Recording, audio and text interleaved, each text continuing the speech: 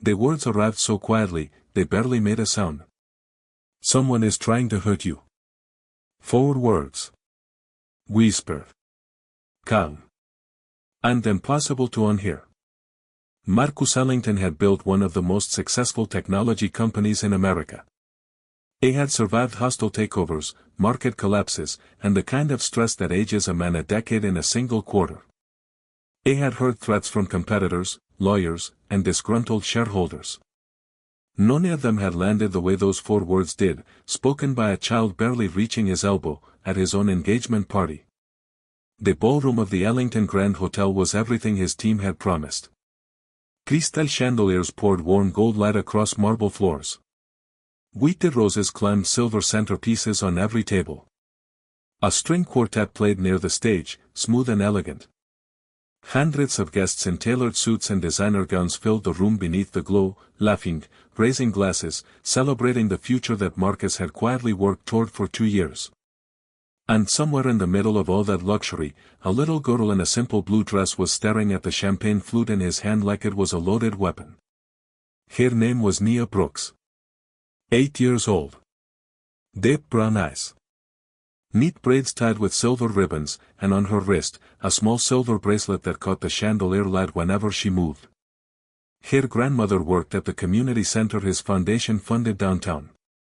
She had no reason to be at the center of this evening. No reason to be the most important person in the room. And yet. She looked at the glass. Then at him. She did not smile. She did not waver. Someone is trying to hurt you, she said again. Softer this time. Like a secret she could barely carry. Marcus crouched down slowly, lowering himself until their eyes were level. Around them, guests continued laughing. The music kept playing. No one turned. No one noticed. He studied her face carefully. He had seen nervous people before.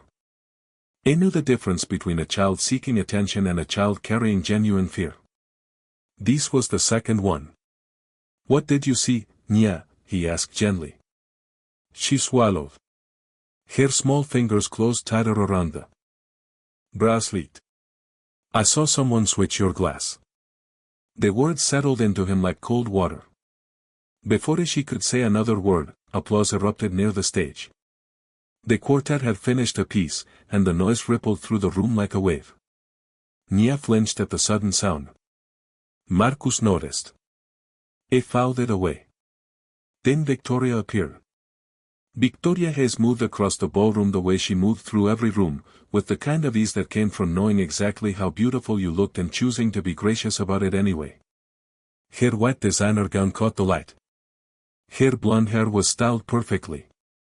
Her smile, as always, was warm enough to disarm anyone. She slipped her arm through Marcus's and leaned close. There you are. Everyone is waiting for the toast. I know, Marcus said. His eyes drifted back toward Nia, just for a second. Victoria followed his gaze toward the little girl. She's adorable, she said warmly. One of the scholarship families? Her grandmother helps run the community center, Marcus replied. Victoria smiled. That explains the manners. She turned back toward him. Are you ready? Marcus looked at the champagne glass in his hand. The bubbles moved slowly toward the surface, steady and indifferent. He set it on a passing server's tray. Something flickered across Victoria's face. Brief. Almost nothing. Gone before he could name it. I need water, he said simply. Long night. Victoria laughed softly. You have been working too hard. She squeezed his arm and moved ahead toward the stage, greeting guests along the way. Marcus stood still for a moment. He exhaled slowly. Then he looked back at Nia, who had not moved, who was still watching him with those steady brown eyes. Tell me the rest, he said quietly. She leaned in close. Before you came into the ballroom, I was getting lemonade near the service table. She glanced toward the tray. I heard 2 voices coming from the hallway. A man and a woman. The woman sounded calm, like she was in charge of something. The man sounded nervous, like he didn't want to be there. And the woman said. Nia paused, gathering the memory carefully. She said it had to happen before the wedding. And no one would notice. Because everyone trusted her. Marcus stared at her. The noise of the ballroom seemed farther away now, as though someone had slowly turned down the volume on the world. And the glass? He asked. Nia pointed toward the cocktail table. The one on the tray right now is not the one that was there before. Someone came and moved it while you were talking to her. Marcus straightened. He looked at the tray. He looked at the glass that had just been returned by the server. He looked at the small empty space where another glass had once sat. He did not raise his voice. He did not make a scene. He walked calmly toward his executive assistant, Daniel Ross, who stood near the ballroom entrance reviewing the evening schedule. I need you to find out who prepared the drinks for tonight, Marcus said quietly. Every person with access to the staging room. Every entry on the log. Do it now. Daniel blinked. But he knew Marcus well enough to ask questions later. Of course. Marcus walked away. He did not pick up another glass for the rest of the evening. Daniel found him in a side corridor beyond the ballroom, away from the music, away from the laughter, in the quiet hum of ventilation and distant kitchen sounds. He was holding a tablet. His face was already tense. Every drink tonight was prepared in a secured staging area, he began. 6 people had authorized access. The head bartender. 2 servers. The catering supervisor. A post. Myself. And Victoria. Marcus said nothing. He waited. My name is on the log because I approved the final seating chart in the same room, Daniel continued. But there's something else. He swiped to another screen. 1 glass went missing from the staging area. 60 minutes before the party started. The bartender assumed the server grabbed it early. The server assumed the bartender moved it. No one followed up.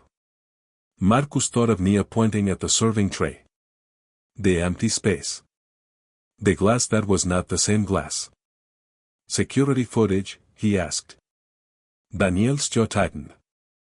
The camera covering the staging room went offline for 11 minutes. The words landed like a door closing. Accident? Marcus asked. Daniel did not answer immediately. He said simply, maybe.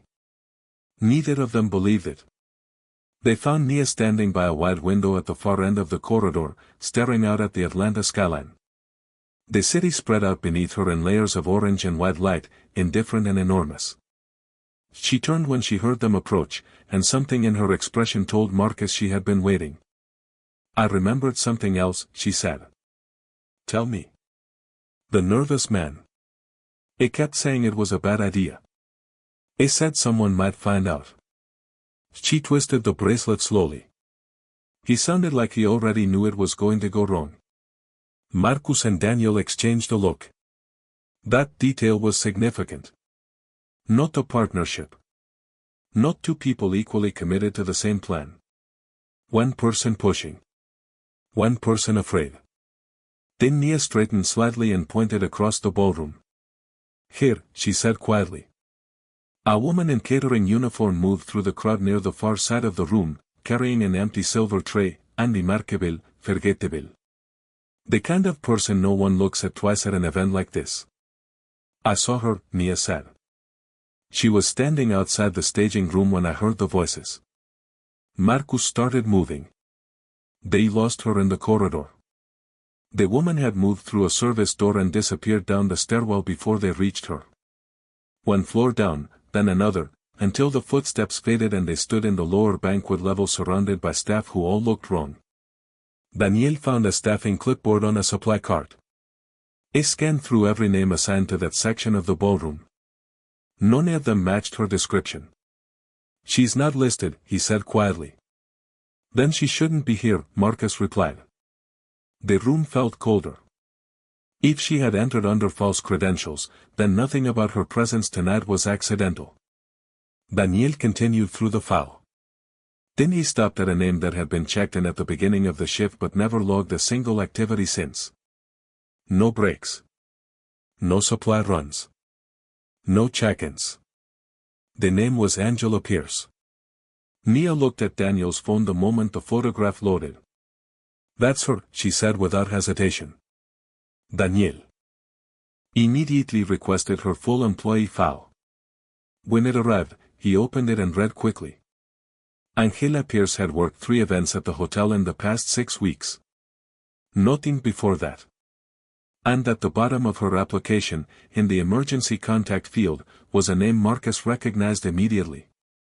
Victoria Ayes. Same home address. Marcus stared at the screen. Daniel said nothing. The distant sounds of the celebration drifted down through the ceiling above them. "How long has Victoria had family working here?" Marcus asked. "She never mentioned it," Daniel said. Silence. Daniel scrolled further. Then he found the referral line. A name in the sponsorship field, meaning someone had vouched for Angela Pierce's employment directly. Victoria Ayes. Marcus was quiet for a long time after that. He was a businessman. He had spent 20 years learning not to confuse coincidence with evidence, not to let suspicion collapse into accusation before the facts were assembled. He was not willing to destroy something real based on a feeling and a name on a form. But the pattern was undeniable. He looked at Nia. She was watching both of them carefully, reading the silence the way children sometimes read what adults refuse to say out loud. "Find Angela," Marcus said. Quietly. "Don't alarm anyone." Before Daniel could make a single call, another message arrived from security. Angela Pierce had left the hotel 40 minutes ago. Exit log confirmed. She had clocked out and not returned. Then security sent something else. An image from the parking garage. Enhanced, but still grainy. Angela Pierce beside a black sedan. And standing next to her, partially shadowed beneath the concrete ceiling, was a man in a dark blue tie. Nia noticed it first, the way she always noticed things. "That's the same tie," she said. "From the other picture." Marcus looked at her. "What other picture?" Daniel pulled it up immediately. The earlier security image, the one that had briefly looked like Daniel in the hallway outside the staging room. The man in the photo had been wearing a dark blue tie. Not Daniel, who was wearing silver tonight. Someone else. The same someone, it turned out. The badge. Enhancement came back a few minutes later. Marcus read the name. I read it twice. Dr. Ethan Mercer. He's physician. 3 years of quarterly checkups, blood panels, and wellness plans. The man who had recommended his current supplement routine. The man whose advice Marcus had never once questioned because there had never been a reason to. Until now. The hotel security supervisor found them in the service corridor with a tablet and an expression that had moved past professional concern into something closer to genuine unease. "The camera that went offline," he said. "It wasn't completely dark. Whoever disabled the live feed didn't cut the internal backup. We recovered most of it." The room went quiet. Marcus took the tablet. He pressed play. The staging room filled the screen. The timestamp put the recording at 32 minutes before the party started. The door opened. Victoria Hayes stepped inside. She moved with the same ease she always carried. Unhurried. Composed. She crossed toward the preparation counter where the champagne glasses had been arranged in neat rows. She stopped. She looked toward the door. Then she waited. A second figure entered moments later. Angela Pierce. The two women stood together for less than a minute. Angela produced a small envelope. Victoria took it, glanced at whatever was inside, and placed it in her purse. Then Angela pointed toward the champagne setup. And Victoria shook her head. Angela pointed again. More forcefully this time. Victoria crossed her arms and shook her head a second time. Her posture shifted. She was not agreeing. She was not a partner in the moment. She looked like someone being asked to do something she had decided, firmly, not to do. Then she turned and walked toward the door. Before she left, she removed the key card from her purse and placed it on the counter. Angela picked it up the moment Victoria was gone. Marcus backed the footage up and watched that exchange again. She gave her access, he said slowly. But not permission. Danielle nodded. She knew Angela. But she didn't go along with whatever Angela was planning. Then what was she doing here?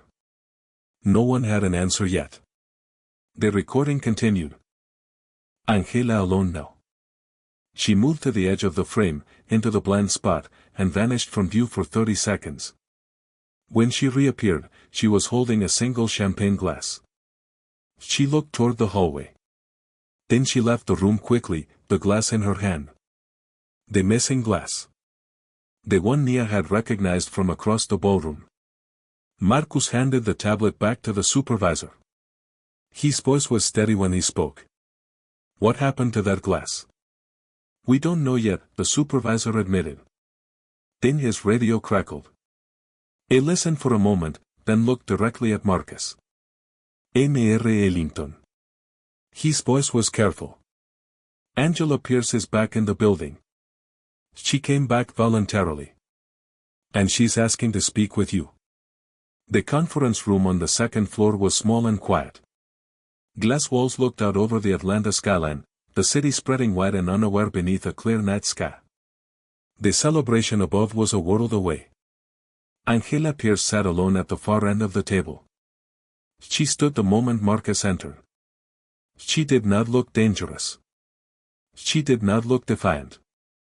She looked the way people look when they have been carrying something heavy for a long time and have finally decided to set it down. Thank you for coming, she said. Marcus did not sit. He stood across from her. Danielle stayed near the door. Nia took a chair by the window, quiet and still. Start talking, Marcus said. Angela reached into her purse and placed a sealed envelope on the table. Marcus recognized it immediately from the footage. The same one Victoria had opened in the staging room. Angela had recovered it after Victoria left. Marcus opened it. Inside was a legal document. His name was at the top. So was Victoria's. It was a prenuptial agreement. The final version. But the clauses inside were not the version his attorneys had drafted. Large sections of his estate had been restructured. Transfer conditions had been altered. Terms appeared that his legal team had never reviewed, never approved, and never seen. Danielle leaned over his shoulder and went pale.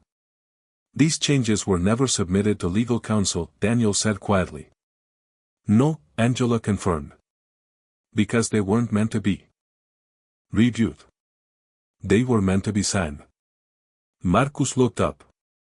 How do you know that? Angela exhaled slowly.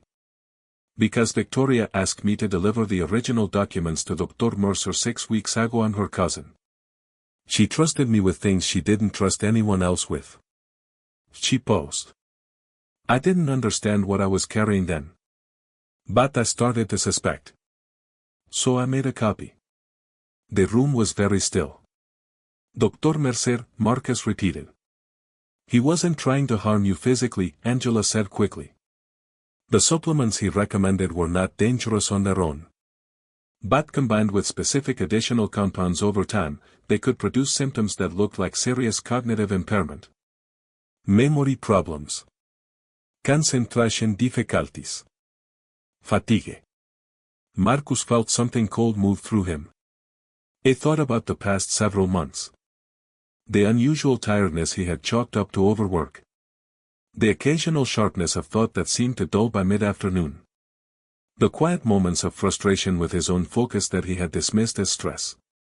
The goal, Angela continued, was to build a documented medical record of declining cognitive function. Enough to argue, legally, that Marcus Ellington was no longer capable of managing his own company. And under those circumstances, the prenuptial agreement would trigger automatic estate provisions. Danielle put down the document. They were going to have him declared unfit. Angela nodded.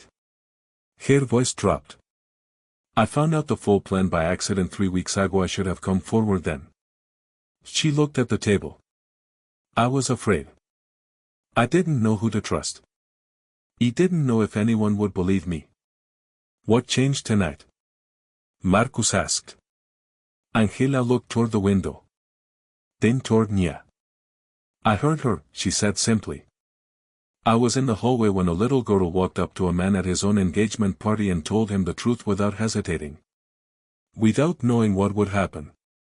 Without asking for anything in return. Her voice was quieter now. I have been afraid for weeks. She was not afraid at all. That gave me more courage than anything else could have. Nia looked down at her bracelet. Nobody spoke for a moment. Marcus closed the document.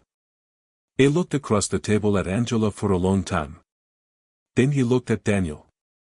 Then he looked at the small girl sitting by the window, watching the city lights with the same calm steadiness she had carried all evening. Nia, he said softly. She looked at him. You knew none of this when you warned me. She shook her head. I just knew what I heard. That was enough, he said. Marcus walked back into the ballroom. The chandeliers were still glowing. The roses were still white. The quartet was still playing. But everything inside the room felt different to him now, like returning to a painting after learning what the painter was actually thinking when he made it. Conversation softened as guests noticed his entrance. A ripple of awareness moved through the crowd, the way it always does when the person everyone has been waiting for finally appears. Victoria stood near the center of the room. Her smile adjusted slightly as she saw his expression. Marcus stepped to the stage. He took the microphone. The room went quiet. He looked out across the crowd. Hundreds of faces turned toward him. He did not rush. He did not perform. He simply stood there for a moment, thinking about everything that had unfolded in the past 2 hours, thinking about what he had been an hour away from drinking, from signing, from becoming. Then he spoke. Tonight, he said, I was reminded that truth doesn't arrive on a schedule. It doesn't wait for the right moment, or the right setting, or the right person. It paused. Sometimes it arrives from someone you would never expect. Someone quiet. Someone easy to overlook. Someone who simply decided that staying silent was not an option. He has found Nia near the back of the room, standing beside Daniel with the silver bracelet on her wrist and those steady brown eyes watching him without any particular drama. I owe a debt tonight that I am not sure I can ever fully repay, Marcus continued. And I want to be very clear about that. He looked at Victoria. Her smile was gone now. In its place was the careful stillness of someone waiting to hear how much damage had been done.